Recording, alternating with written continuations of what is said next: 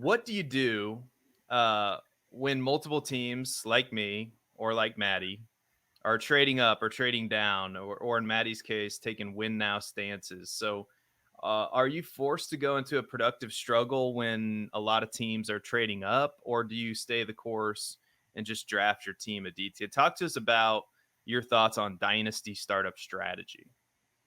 Yeah, if you're seeing a lot of picks flying around and all that, I would say don't despair, stay the course, and be confident in the strategy that you went into your draft with because the season doesn't start in June, July, whenever you're having your dynasty startups. A lot can change with player situations. Your league mates might be doing some more trading before the season starts as well. So you might have to adapt some small parts of your teams. Like you might get sniped on a couple players that you were hoping to get in certain ADP ranges. So always make sure you know what players you want to target in your rounds and what ranges they're going before you head into your draft. So you're not caught like a deer in headlights. But stay the course and make those small adjustments, but don't panic and just keep going forward with what you want to do with your team because the primary thing is season starts in September. So you have plenty of time to observe what's happening to these players, training camp injuries, things like that that are happening. So, and there's a good chance that you've already made a pick or two in the draft before you start seeing, oh, this team is definitely gearing up to be win now, or this team is definitely selling off their assets now. So you've already taken a stance on your franchise cornerstone at least. So definitely keep going what path you have and then make those adjustments as you see fit when the season starts to get underway.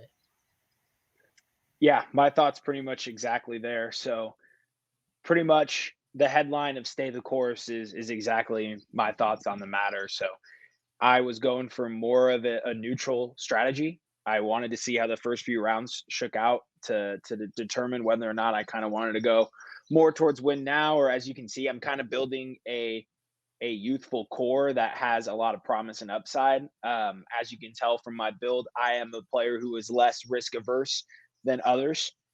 In fact, I am almost a risk addict, but I am working on that. My therapist and I are making some strides there. Um, but essentially, I had the thought go through my head when all of these teams started, abandoning ship in 2024 and selling all these picks to try and go win now and get these two cornerstone quarterbacks. And I came to the conclusion that I the reactionary decision to abandon one process and go one way or the other upon seeing that is something that I feel like I would have done a few years ago, and that just feels like a mistake. You came in with a mindset on what you wanted to do in your range of picks, and then if you start getting worried about what people on the opposite ends of the board start doing, then it can really mess with you. So the one thing I used and am using right now to leverage throughout my draft is the player profile or dynasty rankings.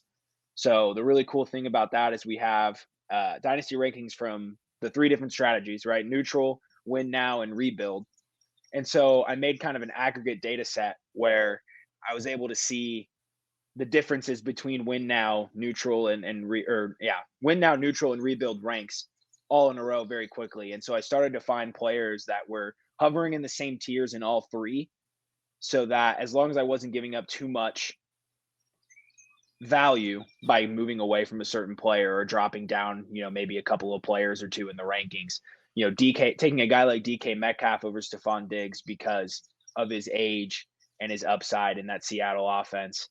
Taking a guy like Kyler Murray who can be a long-term asset but can also help in the short term. So, yeah, that's my long-winded way of saying just stay the course and just trust in the plan that you came in with. And if you have to pivot, pivot, but make sure it's not a reactionary move. Yeah, I think especially in a startup like this where, there's all sorts of different types of startups and like there's auction startups and this is, a pick, basically a snake draft with a third round reversal. So I would say just be water, be flexible. I don't necessarily come into it with a specific strategy in mind. Like if you would have told me, "Hey Seth, what are you going to do before this draft? Are you going to trade for 3 2024 first round picks, I would have said, no, I don't, probably not. I don't know. Like, we'll see what happens. But that trade, somebody approached me saying, oh, I put the 112 on the block. And just that's what I do in every startup draft is I just put my first round pick on the block. And a lot of times we can't work out a deal. In this case, we were able to, and then that kind of put me on this path to be this productive struggle team in a league where, let's face it, the guy that traded up with me is telling me that he's a win now team. Maddie's telling me he's a win now team. I think there's another guy who maybe that was the only two. Aditi, I think, traded up as well, but Aditi has kind of been moving up and down the board. So all these teams that trade up with me are kind of telling me, they're win now teams, or they're going for it. So that makes my team a little bit unique and my strategy a little bit unique. So that's kind of what I try to do is I try to find the value and I try to try to extract the most I can from it when I'm doing a startup. So the goal is to produce a super team or to try to get a super team. And in my opinion, the best way to do that is with the productive struggle. I know that's probably not a popular opinion, but I think there's balance to whatever strategy you do. Like, I don't think it's optimal for me to just trade everything to get 7 or 8 startup picks next year, or rookie picks rather. Sorry. So I think 4 or 5 is the perfect number. And then you do that in the productive struggle, trying to get these cornerstone players like a Drake London, like a guy and a TJ Hawkinson, players that you can, you're figuring out some pieces of the puzzle initially when you're going about a productive struggle. So there aren't just empty roster, like, just question marks all over your roster. Like, you do want some of the puzzle figured out. So I think balance is key no matter what you do. Having an eye on the future, don't go too win now either, because it's a harsh reality when you realize all of your players are 30 years old. So I think balance is key.